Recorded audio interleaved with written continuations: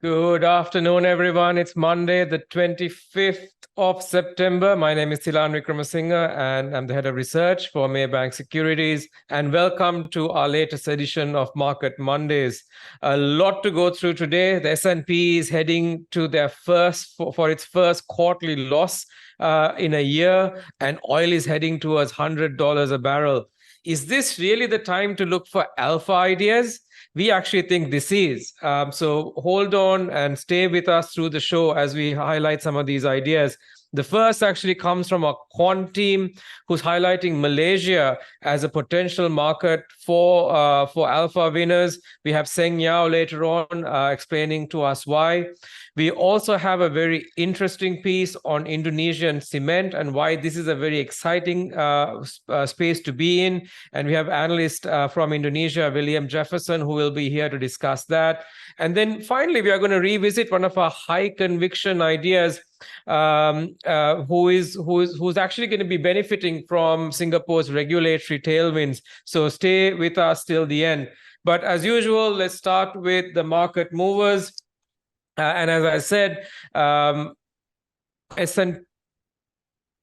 S&P fell around 0.2% last week, largely coming from the higher oil prices and also the fact that the Fed, quite a few of the Fed officials have been highlighting higher for longer rates, given that inflation remains quite sticky.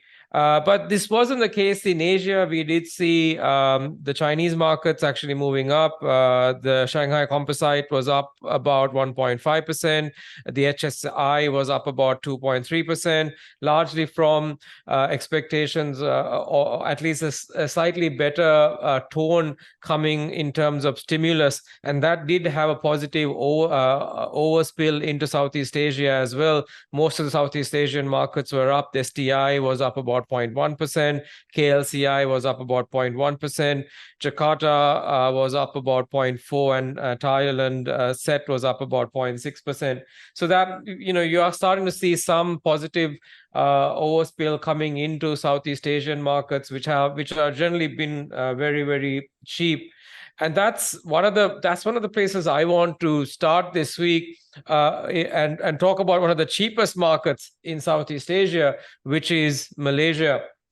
Now, Seng Yao and his quant team has published their latest portfolio seasons report. And if you look closely, 5 out of the 6 quant factor-based model portfolios have actually outperformed the MSCI Malaysia year to date. The Malaysian market is actually one of the 2 ASEAN markets that have actually outperformed the MSCI ASEAN index in the last 3 months as well. So this is a good point to bring Seng Yao in. So Seng Yao, in your latest piece, you're talking about rebalancing your portfolios. Now, before we talk about the additions and deletions, can you take us through the key takeaways from your report? Thanks, Dylan. Yes, so there are basically 3 key takeaways in this report. And as you rightfully pointed out, Dylan, Asia is looking fairly interesting at this moment from the perspective of Malaysia, because this is one of only 2 markets within MSCI ASEAN that has produced gains in the last 3 months. MSCI was up about 4.4% over a 3 months basis. The sectors that basically led the performance were utilities, real estate, IT, and financials.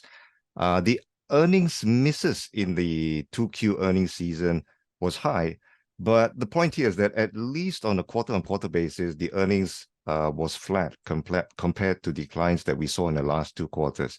This basically suggests that the corporate seasons may be consolidating around a trough. The second point about this in this report is that the earnings revision for calendar year 2024, here we see that Malaysia's revisions have actually fallen by only a marginal 0.6% compared to the last time we looked at it. It's the least revision compared to MSCI ASEAN. And if you look at a market like Thailand, this has been revised down by about 2% for 2024. And in Singapore's case, MSCI Singapore's case, this was revised down by 1.5%.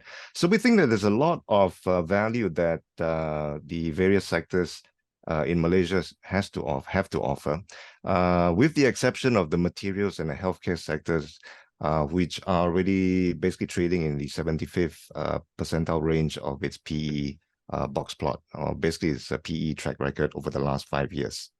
The last point that you can take away from this report is that to anticipate how markets will likely unfold in the future, we backtest all of our quantitative factors to see where returns are currently trading at versus its 15-year mean.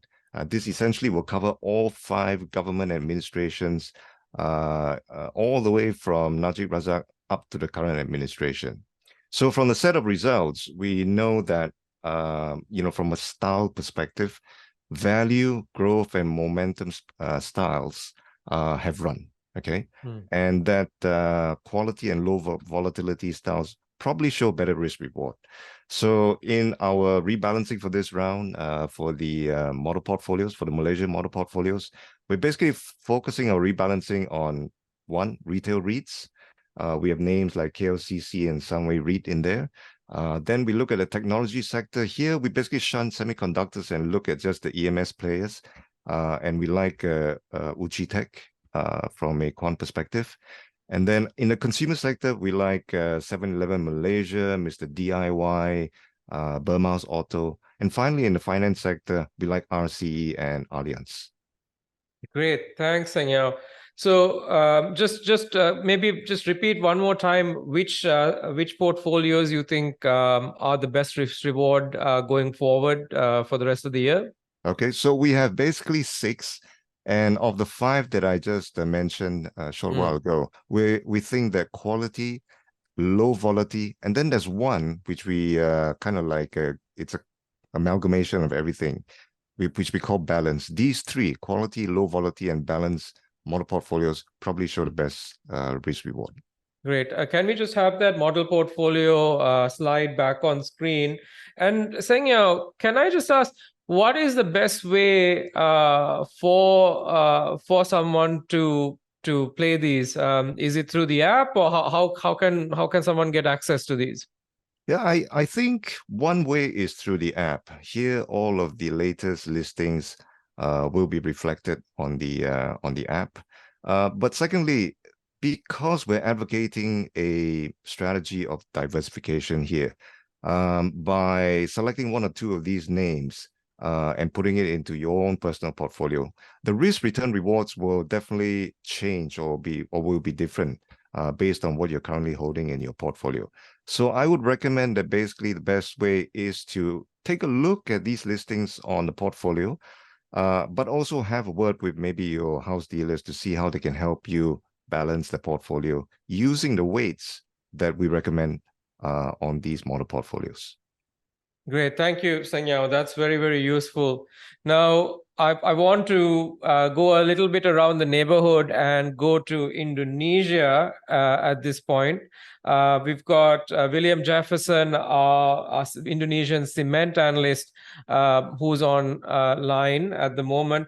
Now, William's written a very, very interesting report and is initiating on the Indonesian cement sector with a positive outlook. William, so let's start by asking, what's driving this positive call for Indonesian cement right now? Yep. Thank you, Thilan. So we like the Indonesian cement sector for a couple of different things.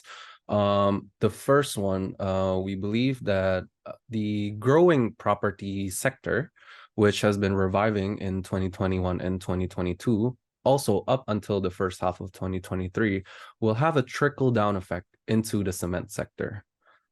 Secondly, we see the infrastructure budget continuously rising. It's been risen by 7.2% in 2023 by the government, and it's going to rise again by 7.8% in 2024. And we expect both of these factors will have a trickle-down effect into the cement sector. And we forecast around a 3.2% increase in domestic cement consumption for 2023 to 2025. The third reason is we see a seasonality in the Indonesian cement sector, wherein second half consumption beats the first half consumption by a whopping 28.1%. And signs of this trend repeating is already happening. We see it where July cement consumption grew by double digit month on month, and August also grew by almost double digits, sorry, month on month in domestic cement consumption. Got it. So we've got some secular drivers from the property sector improving. We've got infrastructure spending from the government, and we've got seasonal factors with the second half being stronger. Now, William, there was a very interesting point that I read where you said that the Indonesian per capita cement consumption is less than half of world consumption. Why is that, and how do you think that gap will change? Yes, that is also why we believe the Indonesian cement sector has a large room for growth. We see the Indonesian cement consumption per capita as of 2022 is only at 226 kilograms per capita, where the world average is around 549 kilograms of cement consumption per capita. This can be contributed by the highly focused Java construction that is going on in Indonesia, which is now we're moving away from that. So now we see ex-Java islands such as Sumatra, Sulawesi, and Kalimantan growing more rapidly than Java itself. We believe the growing segment in the outer Java islands will close the gap between our Indonesia's cement consumption per capita and the world average. We believe right now the gap is too large. We believe cement consumption will continue to rise as the outer Java islands continue to grow. Great. So there's a huge potential upside there. Now, you've initiated on 2 stocks as well. So can you give us a bit of color on your top picks? Yes. So between the 2 stocks, our top pick is SMGR, or Cement Indonesia, which we believe can be the proxy to the growing cement sector in Indonesia. This is due to them having around 52% market share as of August 2023. This grew significantly from the end of 2022, which was around 48%. We also see margins in Cement Indonesia improving in 2023. This is driven by economies of scale and also lower finance costs, as we see a deleveraging trend in Cement Indonesia itself. Got it. And okay, great. Thank you. And then any downside risks, you think? Yes, there are a couple we would like to mention. The first being the upcoming political election, which will happen in February 2024. The second will be the implementation of carbon initiatives by the government. And thirdly, the current economic uncertainties. Got it. Thanks, William. That was very clear. So Indonesian Cement, please do have a look out for that in-depth report in today's newsletter, everyone. Now, I want to then move on to back home to Singapore, and one of our conviction picks, which is ComfortDelGro. Singapore's Public Transport Council announced a 7% increase in public transport fares recently. This is the sharpest increase since 2019. Now, Eric, our analyst, thinks that this sort of sharp increases and the quantum of increases will probably continue at least for the next few hikes as well, given that input costs are continuing to rise in Singapore. And the good news is that this will add about 5% into ComfortDelGro's 2024 earnings going forward, everything being equal. So there is potential for more of these sorts of hikes coming through and adding more to earnings as well. Now, one of the other things is I did have a chance to meet management last week. And one of the things that they talked about was that their overseas businesses are seeing quite a good turnaround, whether it's in the UK or Australia, and even particularly in China as well. So I think with a lot of the public transportation turning around, these sorts of tailwinds from tariff hikes, as well as taxi utilization rising, we think that ComfortDelGro is at a very strong inflection point, and we're keeping a buy call on that. Now, I'm going to just very quickly jump on to our macro news. Our economics team was highlighting Singapore's non-oil domestic export numbers, which fell again in August from very weak exports to the US, EU, as well as China. But the devil's actually in the details. If you actually strip out the pharma segment in the Nodex, the fall was actually a lot smaller than what we saw in July. So this is kind of starting to show that the manufacturing sector is bottoming out, and the declines will most likely moderate going into the fourth quarter of this year. Now, this doesn't mean that we are out of the woods and then we are back to growth, but I think this is sufficiently supportive to keep our forecast of Singapore's GDP growth coming in at about 0.8% for 2023, and also it kind of helps us avoid a recession scenario as well. If you remember, that was our base case thesis at the beginning of this year. So that's slightly good news. Now, moving on to our technicals this week, Nick is calling for a sell on Wilmar. I know I've had a few questions from a few of you through the last couple of weeks on what to do with Wilmar, particularly given that the stock has run up about 4% month to date. But he thinks that it's still stuck on a downtrend channel which started around April 2023, and the RSI readings are quite negative as well. So he expects overall Wilmar's momentum to continue to be negative going forward. And this kind of gels with our own fundamental view as well, given the fact that overall China remains fairly slow, and a large part of their growth over the last couple of years in terms of earnings came from higher palm oil prices, and palm oil prices are starting to come off as well. We think we remain cautious on that stock. On the flip side, Nick is calling a buy on Franken.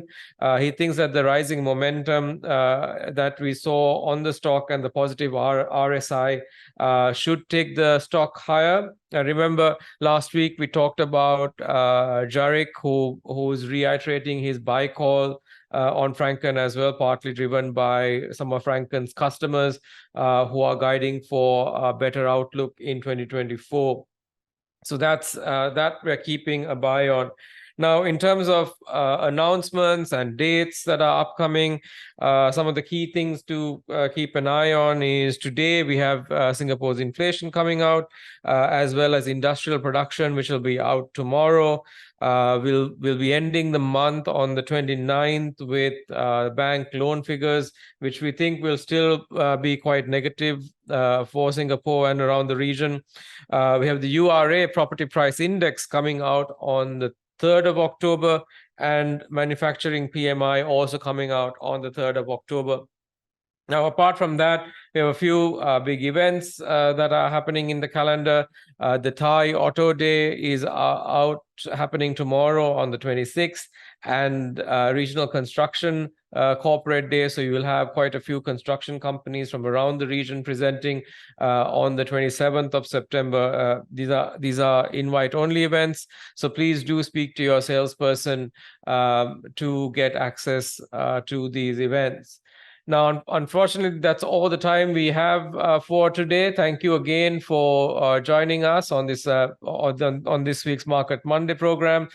Please do give your feedback by scanning that QR code on your screen today. And we'll see you next week, and have a profitable trading week. Thank you.